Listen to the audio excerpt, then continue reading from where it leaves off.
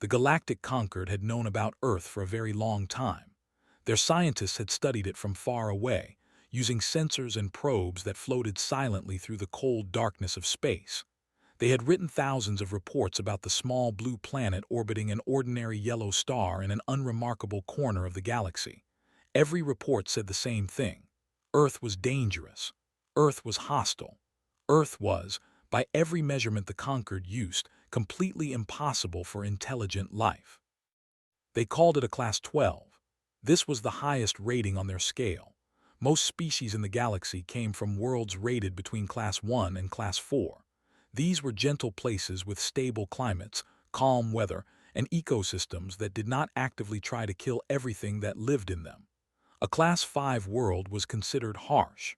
A Class 7 was dangerous enough that colonization required special equipment and training. Anything above Class 9 was simply avoided. Earth broke the scale entirely. The planet's problems started at its core. Deep beneath the surface, a ball of molten iron spun endlessly, creating magnetic fields that shifted and changed without warning. These fields protected the surface from some of the star's radiation, but they also caused strange effects on equipment and navigation. The planet's outer shell was not solid but broken into massive pieces that floated on the liquid rock below. These pieces moved constantly, grinding against each other, creating earthquakes that could level cities and volcanoes that could bury continents in ash. The atmosphere was perhaps the worst part. The air was filled with oxygen, a highly reactive gas that caused metal to rust and organic material to decay. Any species that breathed oxygen was essentially burning themselves from the inside, using controlled combustion to power their bodies. The Concord scientists found this deeply disturbing. They wrote papers about it. They presented findings at conferences.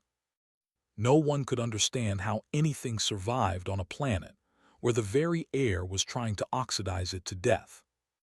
The weather was equally hostile. Water fell from the sky in massive quantities. Electrical storms sent bolts of lightning crashing down from the clouds. Winds could reach speeds that destroyed structures. The planet tilted on its axis, creating seasons that swung from frozen winters to burning summers. And through all of this, the local star continued to bombard the surface with radiation that would have sterilized most worlds. Then there was the life. Earth's creatures had evolved in this nightmare environment, and they had become nightmares themselves. Predators hunted in every ecosystem, from the frozen poles to the boiling equator. They hunted in packs and alone. They hunted by day and by night. They hunted in the water, on the land, and in the air. Some were massive, with teeth and claws that could tear through metal. Others were tiny, invisible to the naked eye, invading bodies and destroying them from within. The plants were no better. Many had developed poisons to protect themselves. Others had thorns, spines, and barbs. Some had evolved to eat animals, trapping them in sticky fluids or snapping shut around them like living cages. Even the fungi were dangerous, releasing spores that could colonize living tissue and consume it slowly. The Concord had studied Earth for centuries, and their conclusion never changed. Nothing intelligent could possibly evolve there. Nothing intelligent would want to live there. The planet was a monument to nature's cruelty, a warning about what happened when evolution had no mercy. Then the humans arrived.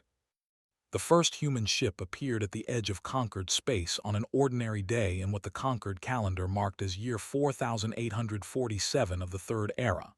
It was a small vessel, clearly damaged, trailing debris and leaking atmosphere. Its engines were primitive by galactic standards, using controlled explosions to push itself through the void. Its hull was, and pitted from impacts with space debris. It looked like it might fall apart at any moment. The ship broadcast a message in dozens of languages, none of them recognized by Concord systems. But the mathematical patterns were clear enough. Prime numbers, basic geometric relationships, universal constants. Someone intelligent was trying to say hello. Ambassador of the Harmony was assigned to handle first contact. They were an old and respected species, known for their patience and empathy. They had guided many young civilizations through their first steps into the galactic community, had personally welcomed 11 species to the conquered. She considered herself experienced and unflappable. She was not prepared for humans. The meeting took place on a neutral station, in a chamber carefully designed to be comfortable for multiple species. Arrived with a team of diplomats, scientists, and medical personnel. She expected the newcomers to be frightened, confused, perhaps even traumatized. First contact was overwhelming for most species. Learning that you were not alone in the universe changed everything. The human delegation walked into the chamber with the easy confidence of people who had seen worse. Their leader was a woman named, and she smiled as she extended her hand in a gesture of greeting. She was small by human standards, with dark hair streaked with gray and lines around her eyes that spoke of years spent squinting into bright lights or harsh winds. Learned later that had lived an extraordinary life by conquered standards. She had broken 17 bones at various points in her existence. She had survived infections caused by bacteria and viruses, some of which had nearly killed her. She had been bitten by a venomous creature and lived through the painful recovery. She had been exposed to vacuum during a hull breach and survived with only minor tissue damage. Her heart had stopped beating twice, and both times her had brought her back. She was 43 years old. By human standards, this made her middle-aged but still healthy. By conquered standards, she should have been dead many times over. The medical reports that followed first contact caused considerable distress among conquered physicians. Human bodies were disasters of design, held together by biological systems that seemed to be in constant conflict with each other. They broke easily and healed slowly. They were vulnerable to thousands of diseases. They required constant fuel and regular unconsciousness to function. Their eyes could only see a tiny portion of the electromagnetic spectrum. Their ears could only hear a narrow range of sounds. And yet humans had survived. They had not just survived but thrived. They had built civilizations, developed technology, and finally reached the stars. They had done all of this on a planet that should have killed them. The conquered welcomed humanity with genuine compassion. They offered aid and technology. They offered medicine that could cure human diseases and extend human lives. They offered safe worlds where humans could settle, far from the dangers of their birth planet.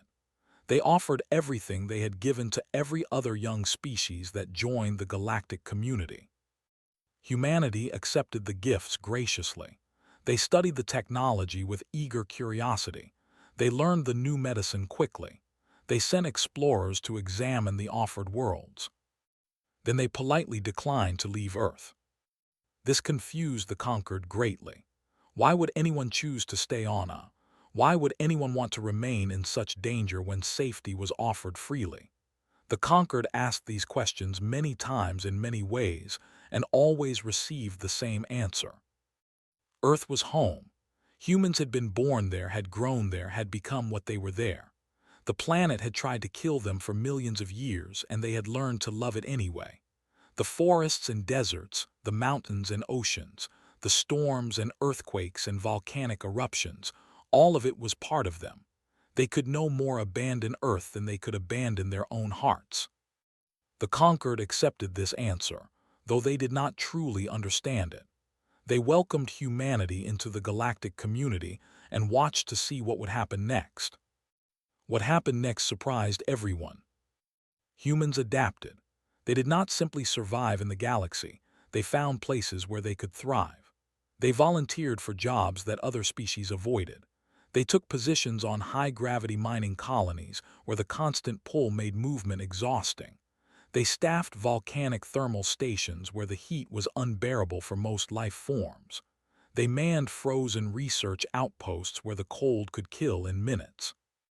They did these jobs well. They did them without complaint. When asked how they managed, they simply shrugged and said it was not so different from home.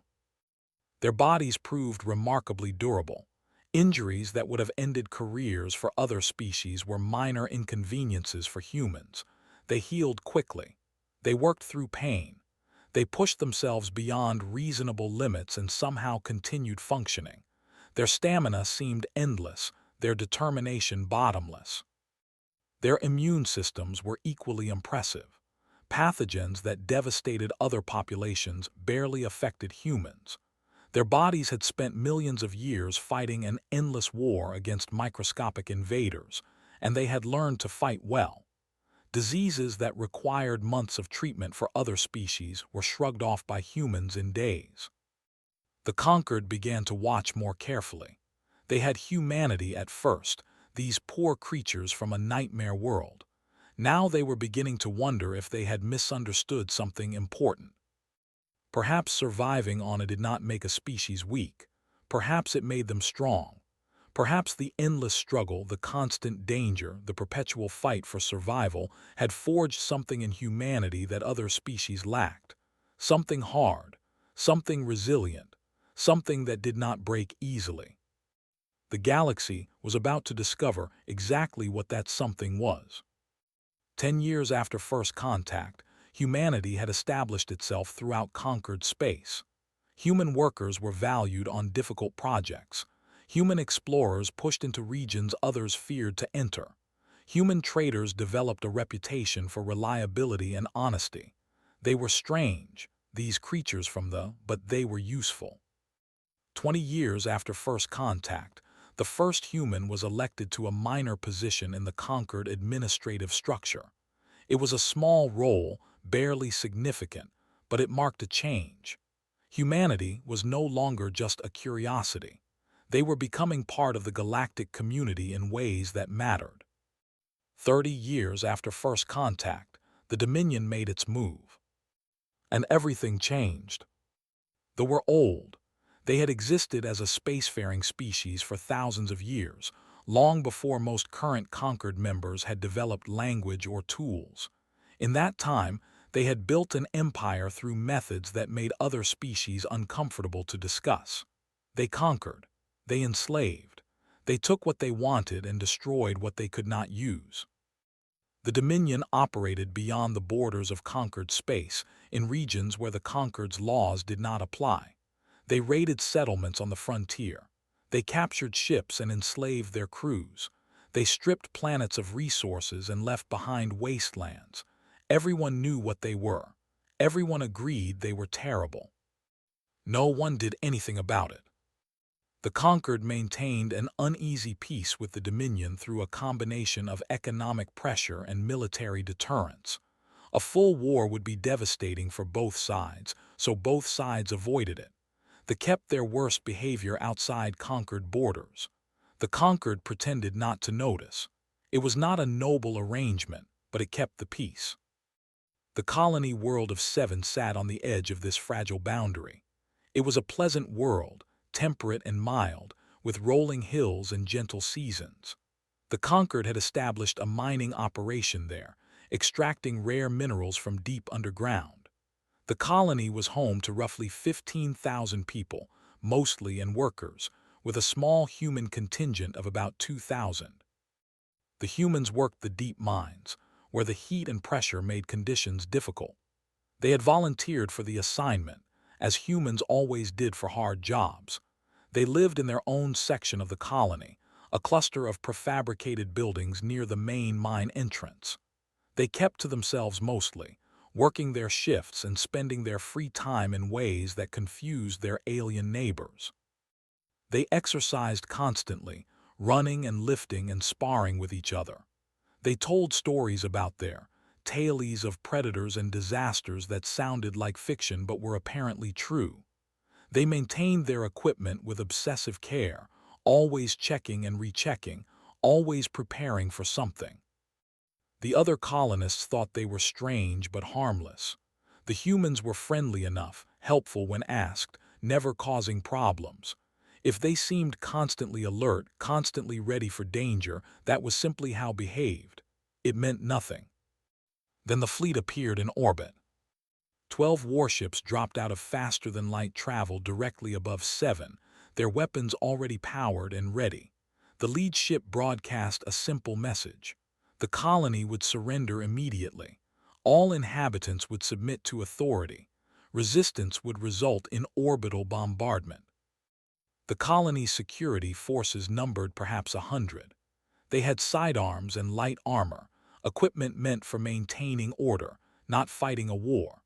The landing force numbered over 2,000, armored soldiers with military-grade weapons and decades of experience crushing resistance. The battle should have lasted hours, a day at most. The conquered had seen this pattern before. Initial resistance, overwhelming force, inevitable surrender.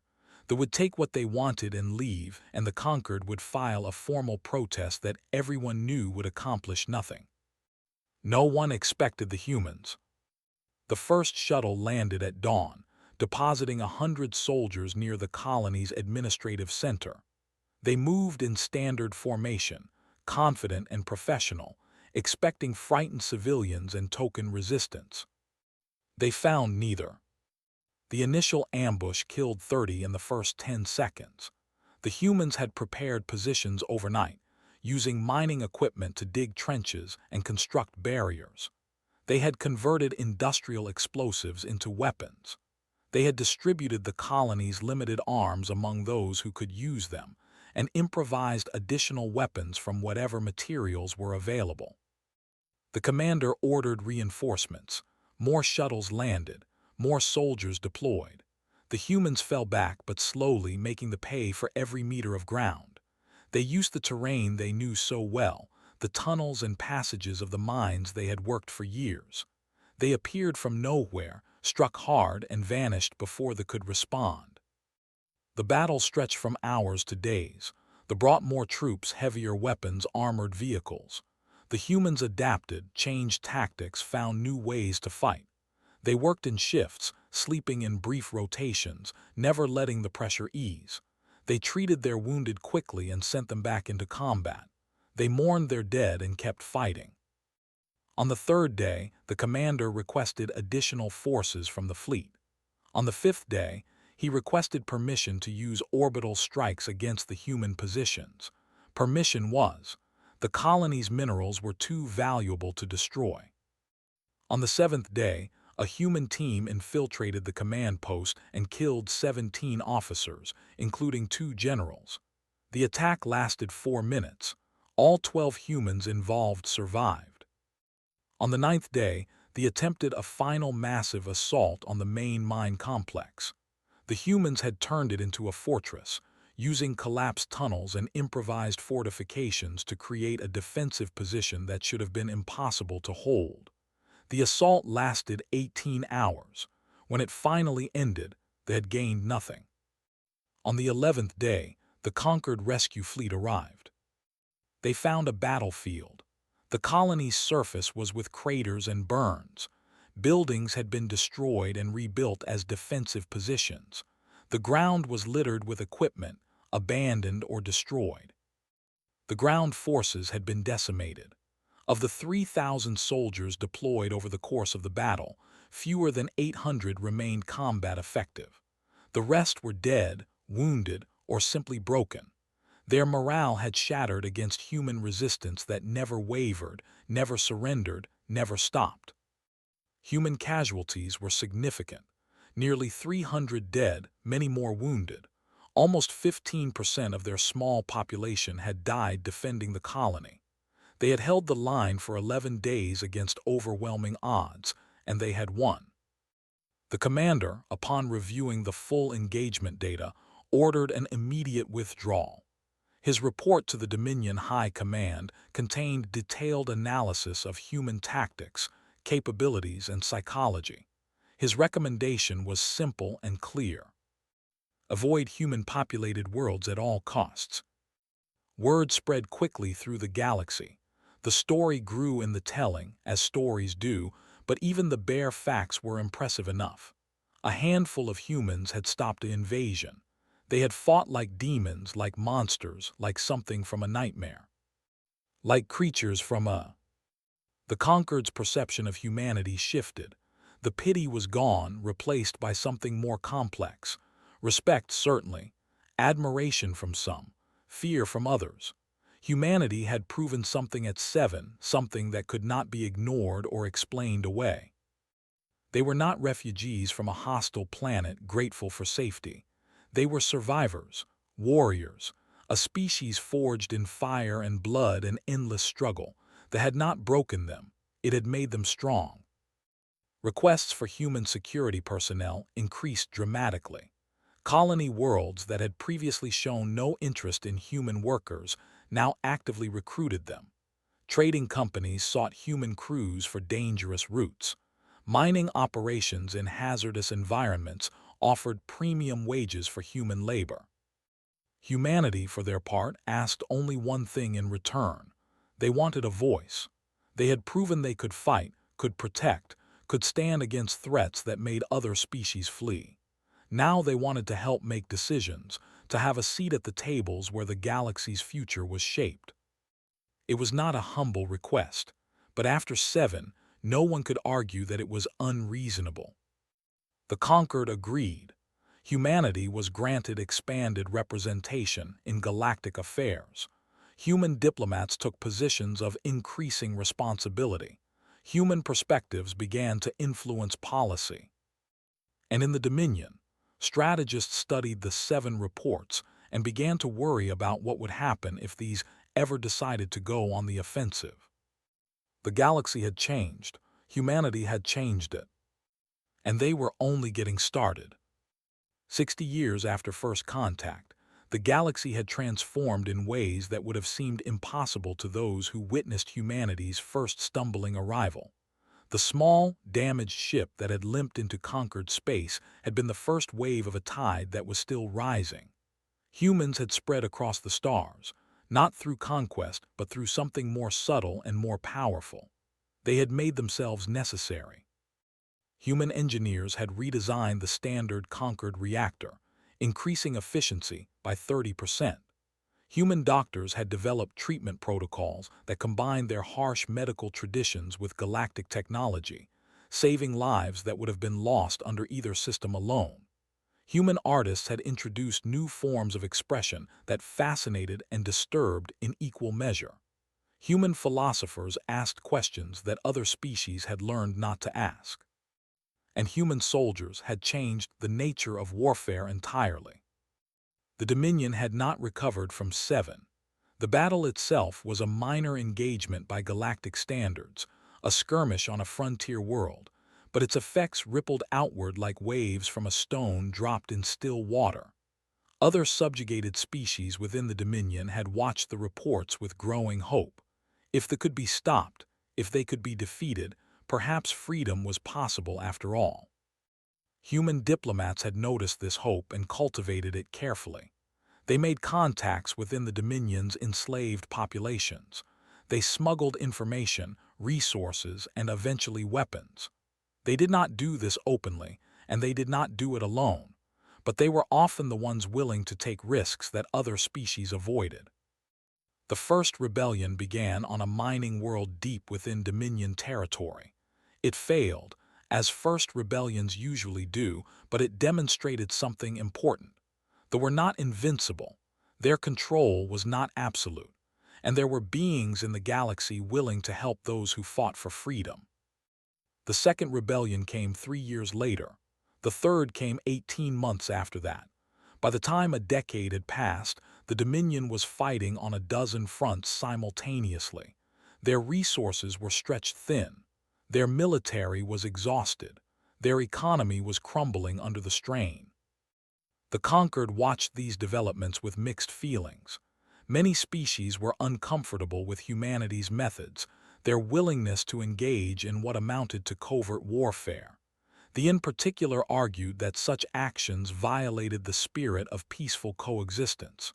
They were not wrong, but they pointed out that they had never respected peaceful coexistence. The Dominion had raided and enslaved and murdered for while the conquered did nothing. Perhaps it was time to do something. Humanity did not argue for or against intervention. They simply continued doing what they had always done. They helped those who needed help. They fought alongside those who chose to fight. They protected those who could not protect themselves. When criticized, they shrugged and said it was how they were raised. The final collapse of the Dominion came 93 years after first contact. It was not a dramatic moment, not a great battle or a heroic last stand. The last emperor simply looked at the reports showing empty treasuries, depleted armies, and populations in open revolt across half his territory, and he surrendered. The formal ceremony took place on a station at the edge of what had once been Dominion space. The emperor, an aging reptilian figure who had inherited a broken empire from his father, signed the documents that dissolved his government's authority. He surrendered to a joint fleet representing the conquered and the newly freed former Dominion worlds. The fleet commander was a human. Admiral was 62 years old, a third-generation spacer whose grandmother had been among the first humans to leave Earth. He accepted the surrender with dignity and grace, showing no satisfaction at the moment of victory. When asked later how he felt, he said only that he was glad the fighting was over. The galaxy celebrated. Worlds that had lived in fear of raiders for generations finally knew peace. Species that had been enslaved for centuries were free. The Dominion's territory was reorganized into independent states, each finding their own path forward. It was not perfect. The scars of oppression took time to heal, but it was a beginning. Humanity was credited with much of this success, perhaps more than they deserved. They had not fought alone. They had not planned alone, but they had been willing to act when others hesitated, to take risks when others calculated costs. They had treated the suffering of strangers as their own concern, and they had done something about it. This was not entirely selfless. Humans were practical creatures, shaped by a world that did not reward idealism without results. They knew that a stable, peaceful galaxy was in their interest. They knew that allies made through genuine help were more reliable than those bought with favors. They knew that reputation was a form of power. But they also genuinely cared.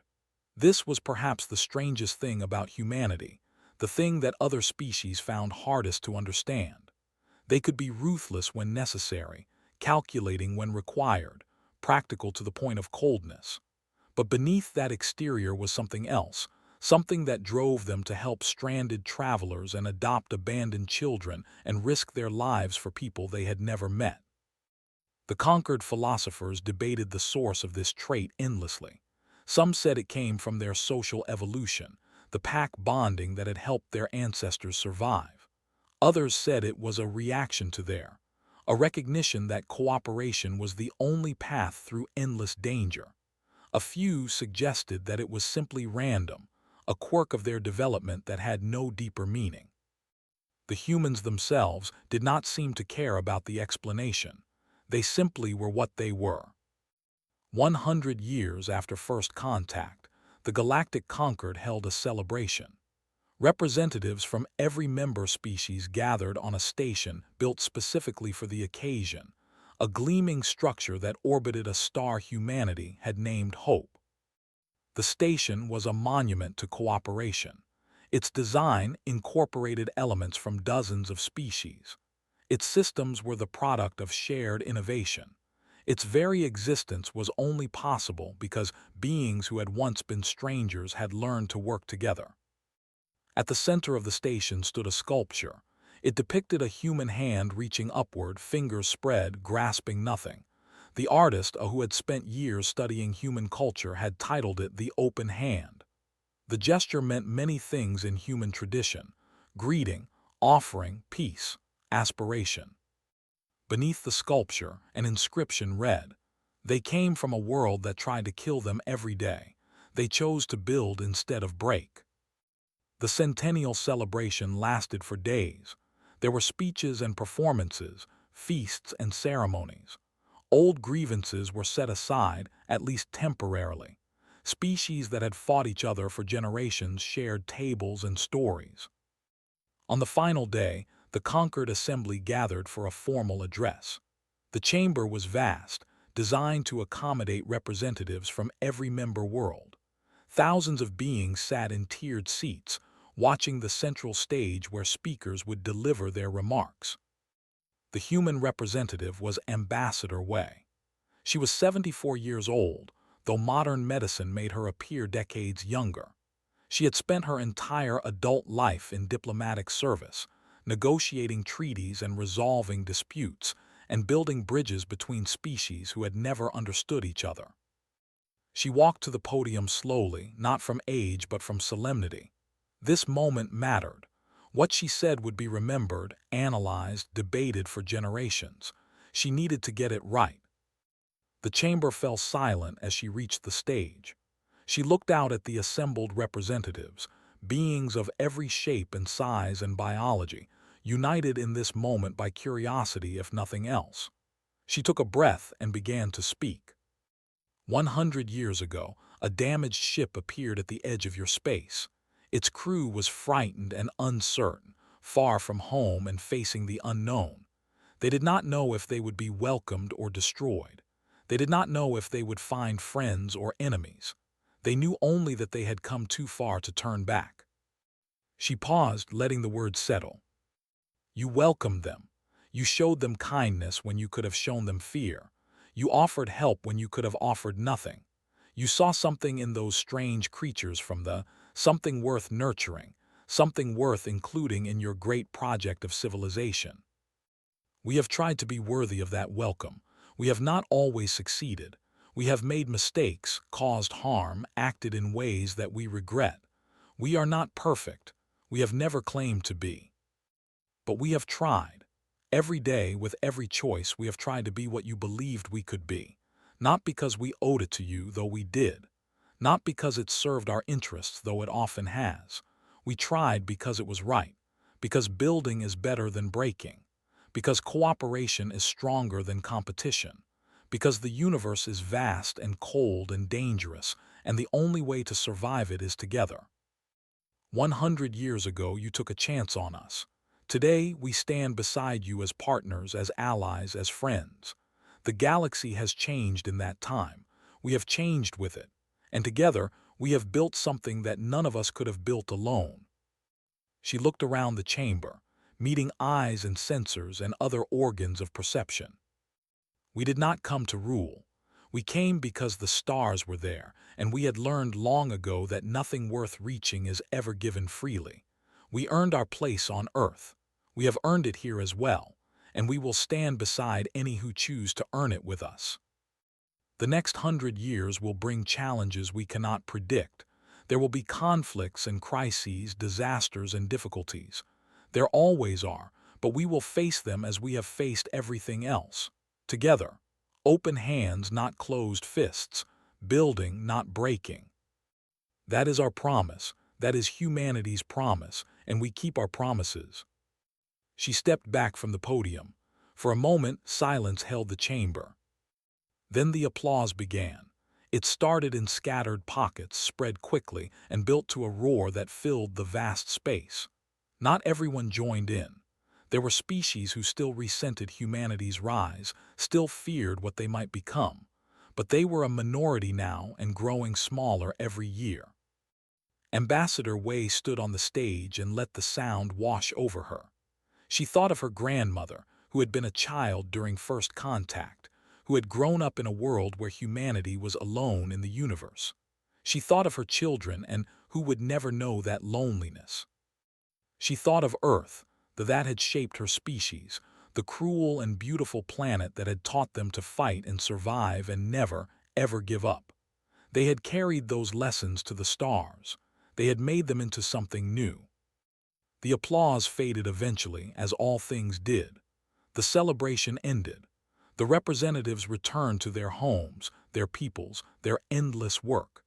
The galaxy continued turning as it always had, vast and ancient and utterly indifferent to the small creatures that crawled across its face.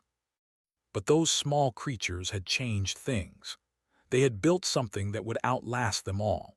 And among them, the humans, the survivors from the impossible planet, continued doing what they had always done. They reached for the stars with open hands, and they did not stop.